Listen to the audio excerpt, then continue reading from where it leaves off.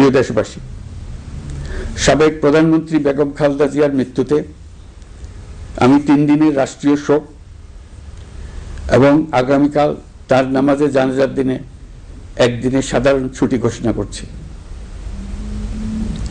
নামাজে জানাজা সহ সব ধরনের শোক পালনে শৃঙ্খলা বজায় রাখার জন্য আমি সবার প্রতি বিনীত আহ্বান জানাচ্ছি। প্রিয় দেশবাসী, আমি জানি আপনারা সবাই এই সময়ে অনেক আবেগাপ্লুত।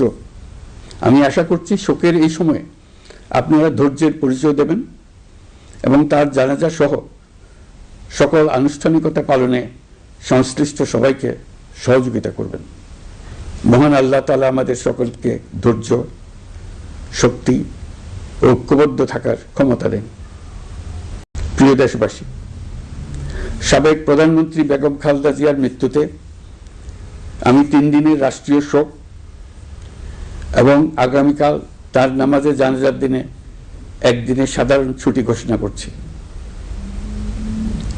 নামাজে জানাজা সহ সব ধরনের শোক পালনে শৃঙ্খলা বজায় রাখার জন্য আমি সবার প্রতি বিনীত আহ্বান জানাচ্ছি।